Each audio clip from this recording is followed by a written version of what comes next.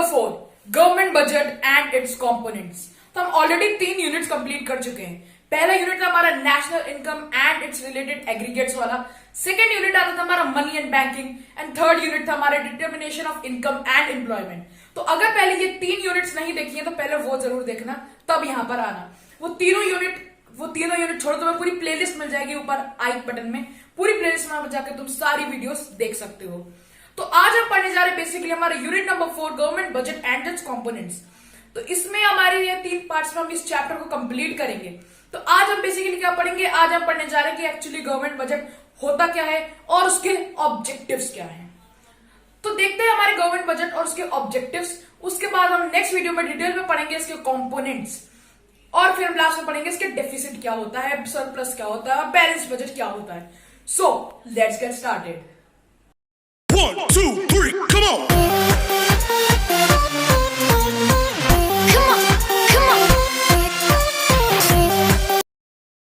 सो सबसे पहले हम देखते हैं कि व्हाट इज गवर्नमेंट बजट। उससे पहले जो मैंने तुम्हें लास्ट बार बताया था कि जब मैं पढ़ा रहा हूं प्लीज कुछ मत लिखना, मैं साइड हट जाऊंगा, तब तुम या तो स्क्रीनशॉट ले लेना या वीडियो को पॉज करके लिख लेना। तो आइए देखते हैं गवर्नमेंट बजट का असली मीनिंग क्या है, गवर्नमेंट बजट होता क्या है। आइए देखते हैं। In general, government budget is an annual statement showing item-wise estimates of receipts and expenditures during a fiscal year.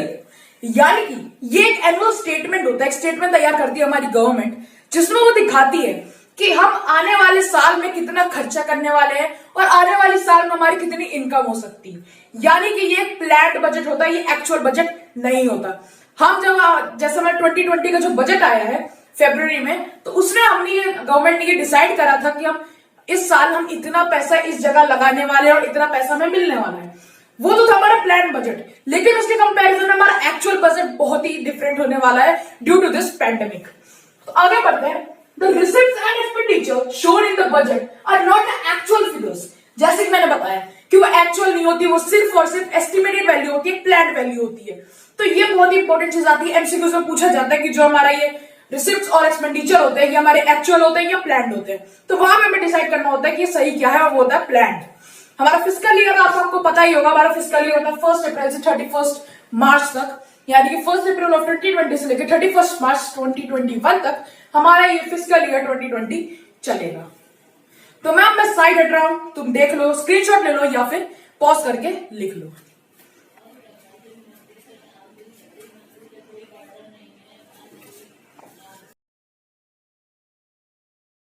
तो अब देखते हैं हमारे ऑब्जेक्टिव्स क्या होता है गवर्नमेंट बजट के, कि गवर्नमेंट बजट बनता क्यों है, गवर्नमेंट हमारी बजट आखिरकार बनाती क्यों है, ये देखने वाली बहुत इंपॉर्टेंट चीज है। तो यहाँ पे फ्लो चार्ट दिख रहा होगा आपको, बहुत इंपॉर्टेंट। अगर एग्जाम में बना कर आओगे काफी एक्स्ट्रा मार्क्स मिल जाएंगे इसमें, क्योंकि काफी ब्यूटीफुली पोर्ट्रेट किया गया इस फ्लो चार्ट में। तो पहले तो इस फ्लो चार्ट को कॉपी करो, उसके बाद हम इसको डिटेल में पढ़ते हैं कि एक्चुअली में होता क्या है। मैं साइड हट रहा हूं, या तो तुम स्क्रीनशॉट ले लेना या पॉज करके लिख लेना।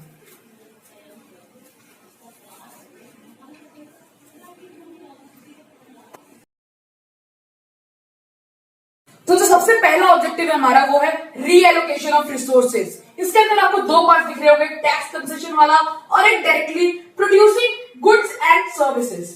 यानी कि जब हमारे जो रिसोर्सेज उसको कैसे रीएलोकेट करना है, जो हमारे रिसोर्सेज हमारे गवर्नमेंट के पास, उसको किस तरीके से किस जगह पे इन्वेस्ट करना है, किस तरीके से किस जगह पे लगाना है, ताकि मैक्सिमम आउटपुट भी मिले और सोशल वेलफेयर को भी हानि ना पहुंचे। तो इसके लिए पहला पॉइंट हमारा टैक्स कंसेशन और सब्सिडीज। तो ये इसलिए होता है ताकि इन्वेस्टमेंट एनकरेज कर सके गवर्नमेंट। अगर आपको टैक्स में कंसेशन मिलेंगे तो हमारे जो इन्वेस्टर्स है वो ज्यादा इन्वेस्ट करना पसंद करेंगे, क्योंकि इनको टैक्स में कंसेशन मिल रहा है। कंसेशन मतलब थोड़ी सी घटाव मिल रही है, थोड़ी सी छूट मिल रही है। सेकंड आता है हमारे directly producing goods and services. If private sector does not take interest, government can directly undertake the production. अगर किसी जगह पे प्राइवेट सेक्टर इंटरेस्ट ही नहीं ले रही कि हमें इस जगह पे कुछ करना ही नहीं है, जैसे कि हम रोड्स लेके चलते हैं। अब जो रोड्स होती है उसमें काफी ज्यादा खर्चा होता है, लेकिन उससे प्रॉफिट बहुत कम मिलता है। तो इसलिए प्राइवेट सेक्टर वहां पे ज्यादा नहीं जाना चाहती, इसलिए गवर्नमेंट वहां पे खुद जाकर अपना प्रोडक्शन करती है और रोड्स को बनाती है। तो ये होता है हमारे 2 ऑब्जेक्टिव। पहले तो रीएलोकेशन ऑफ रिसोर्सेज, कि रिसोर्सेज को कैसे रीएलोकेट करना है। तो पहले तो प्राइवेट फर्म्स को इंस्पायर करने के लिए, उनको मोटिवेट करने के लिए वो टैक्स कम करते हैं, सब्सिडीज बढ़ाते हैं। अगर फिर भी हमारे प्राइवेट सेक्टर्स वहां पे इंटरेस्ट नहीं दिखाते तो वो क्या करते हैं, खुद वहां पे जाकर प्रोडक्शन करने लगते हैं। तो पहले ये लिखो, फिर हम आगे बढ़ते हैं और ऑब्जेक्टिव्स पढ़ते हैं। मैं साइड हट रहा हूं, या तो स्क्रीनशॉट ले लेना, वीडियो पॉज करके लिख लेना।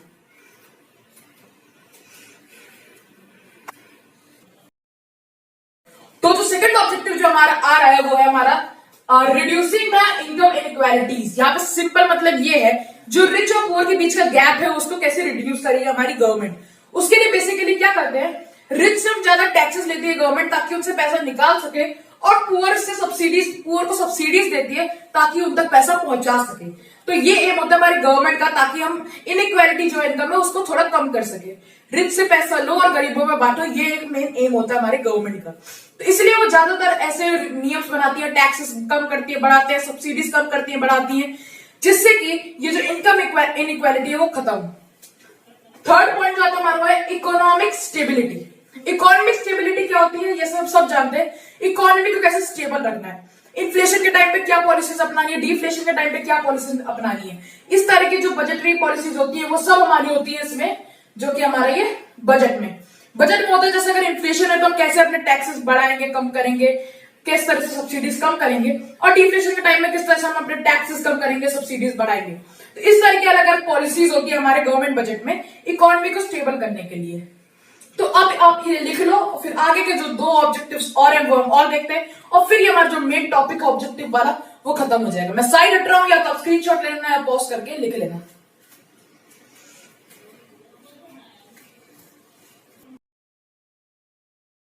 तो अब हमारे बचे हैं 3 ऑब्जेक्टिव्स और।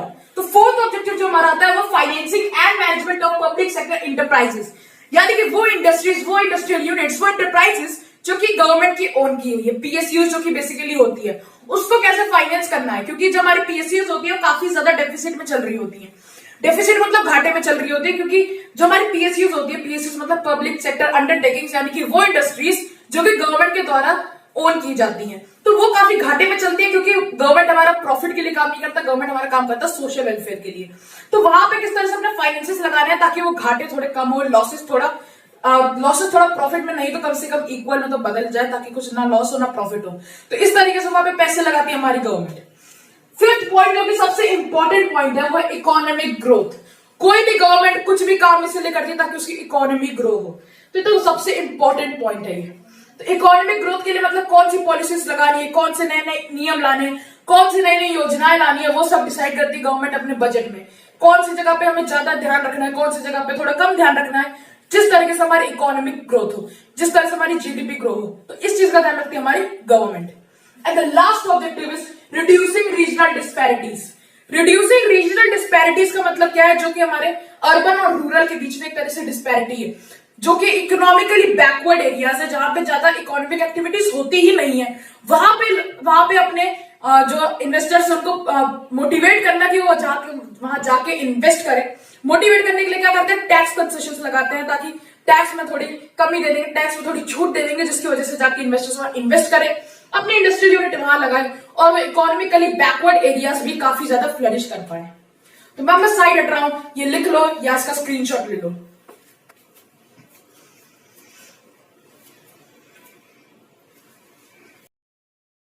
तो जैसे कि मैंने बताया ये सारे हमारे ऑब्जेक्टिव्स हैं। तो क्वेश्चन क्या आता है, 4 मार्क्स का क्वेश्चन बनता है, what is government budget and what are its objectives. तो उसमें क्या करना है, पहले तुम्हें गवर्नमेंट बजट का मीनिंग लिखना है और उसके 3 या 4 ऑब्जेक्टिव्स लिख दो, तुम्हारे 4 नंबर पक्के हो जाते हैं। तो अब एक जो हमारा नेक्स्ट वीडियो का टॉपिक है कंपोनेंट्स ऑफ बजट्स, इसको थोड़ा ब्रीफ में हम इंट्रोड्यूस कर देते हैं, ताकि नेक्स्ट वीडियो में हम इसे डिटेल में पढ़ेंगे। तो कंपोनेंट्स ऑफ बजट क्या है, 2 कंपोनेंट्स होते हैं, एक होता है रेवेन्यू बजट और एक होता है कैपिटल बजट। तो रेवेन्यू बजट और कैपिटल बजट में क्या डिफरेंस है, बेसिकली अगर इजी भाषा में समझाया जाए तो रेवेन्यू बजट में तो मान लो फ्री का बजट, यानी कि जिससे ना ही तुम्हारा कुछ फायदा हो रहा है ना ही नुकसान आ रहा है। अगर तुम्हारा पैसा आ रहा है तो उससे तुम्हारा ना कोई घाटा हो रहा है, यानी कि पैसा आ रहा है, तुमने ना कुछ बेचा ना तुमने कहीं से लोन लिया, लेकिन तुम्हारे पास फ्री की इनकम आ रही है।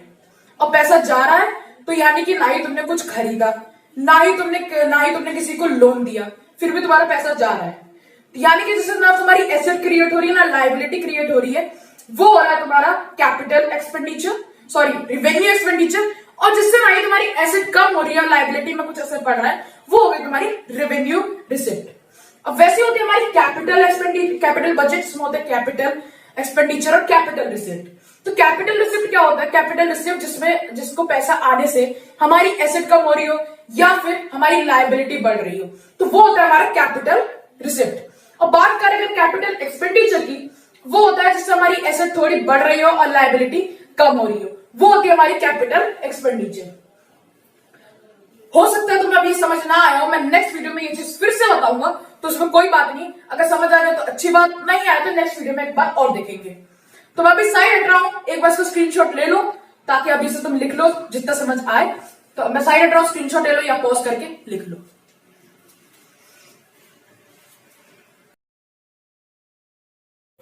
तो यही पे हमारे आज के टॉपिक्स खत्म हो गए। होप कि तुम्हें सब समझ आया हो। समझ आया तो लाइक कर देना, दोस्तों के साथ शेयर कर देना और चैनल को सब्सक्राइब तो कर ही देना भैया। तो मिलते हैं अब नेक्स्ट वीक नेक्स्ट इसके टॉपिक के साथ और देखते हैं कि इसमें क्या है। जानता हूं आज की वीडियो थोड़ी लंबी हो गई है, लेकिन ये कॉन्सेप्ट्स एक बार में समझाने जरूरी थे, वरना ये समझ नहीं आते। तो कोई बात नहीं, थोड़ी लंबी हो गई, लेकिन हमें कॉन्सेप्ट क्लियर होना सबसे ज्यादा जरूरी है। तो एंड करते हैं अपने क्लासिकल अंदाज में कोटेशन के साथ। कोटेशन क्या है देखते हैं। Study like there is no tomorrow, because if you keep putting off your studies for tomorrow you will probably be too late. हम सबके साथ होता है, हम सोचते हैं कल से पढ़ेंगे, कल से पढ़ेंगे, कल से पढ़ेंगे, कल से पढ़ेंगे, लेकिन कल कभी नहीं आता। और ये करते करते हम एग्जाम से एक महीना पहले पढ़ना शुरू करते और फिर भगवान से प्रार्थना करते भगवान बस पास करा देना। अब तुम ये खुद सोचो, ये जो तुम्हारी ये गोल्डन अपॉर्चुनिटी है, इस टाइम में भी जो अपॉर्चुनिटी ढूंढेगा वही आगे जाके सक्सेस पाएगा।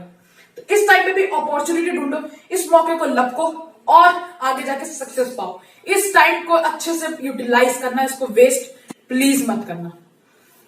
तो जिसने अभी तक मेरा दूसरा चैनल लर्न एंड ग्रो को जाके नहीं देखा, जाके जरूर देखना। काफी अच्छे अच्छे कंटेंट्स वहां पे मैं ऑलरेडी डाल चुका हूं और नेक्स्ट वीक से वहां पे, नेक्स्ट वीक नहीं मतलब इसी वीक से वहां पे मैं भगवत गीता की समरी भी शुरू करने वाला हूं। तो जरूर जरूर देखना वो जाके दो। उसके भी मैं तुम्हें लिंक तुम्हें डिस्क्रिप्शन में मिल जाएगा और वीडियो की एंड में भी तुम्हें मिल जाएगा। तो उस चैनल जाके जरूर देखना है, लर्न एंड ग्रो। उसमें ऑलरेडी काफी अच्छे अच्छे कंटेंट्स में डाल चुका हूं और भगवत गीता जैसे मैंने बताया स्टार्ट करूंगा।